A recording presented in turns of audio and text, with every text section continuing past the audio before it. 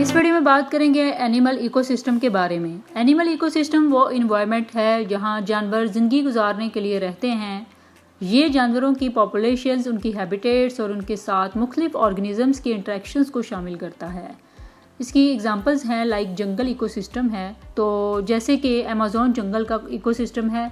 यहाँ जानवरों के साथ साथ प्लांट्स, इंसेक्ट्स और बर्ड्स भी मुख्तलिफ तरीक़ों से इंटरेक्ट करते हैं। ओशन इकोसिस्टम की बात की जाए तो जैसे कि ग्रेट बैरियर रीफ का इकोसिस्टम है, यहाँ जानवरों के साथ साथ कोरल्स फिश और सी टर्टल्स भी एक दूसरे के साथ मुंसलिक हैं।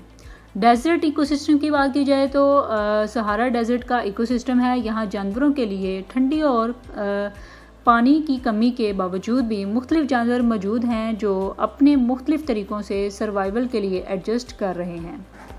इसकी इम्पोर्टेंस बहुत ज़्यादा है, लाइक बायोडाइवर्सिटी है। ये हमें मुख्तलिफ जानवरों और उनके हैबिटेट्स और डाइवर्सिटी के बारे में मालूमात फ्राहम करता है।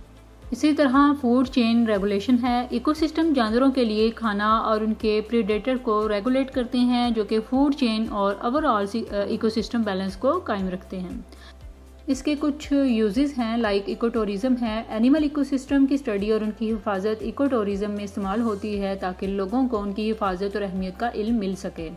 नेचुरल रिसोर्स मैनेजमेंट है। जानवरों के इकोसिस्टम की स्टडी से नेचुरल रिसोर्सेज का बेहतर इस्तेमाल और उनके सस्टेनेबल मैनेजमेंट का तरीका तय किया जा सकता है। इसी तरह एजुकेशन एंड रिसर्च में इसके यूजेस ये हैं कि इकोसिस्टम की स्टडी से हमें जानवरों के साथ साथ उनकी हैबिटेट्स और इन्वायरमेंट के बारे में बेहतर अंडरस्टैंडिंग मिलती है, जो कि एजुकेशन और रिसर्च के लिए भी ज़रूरी है।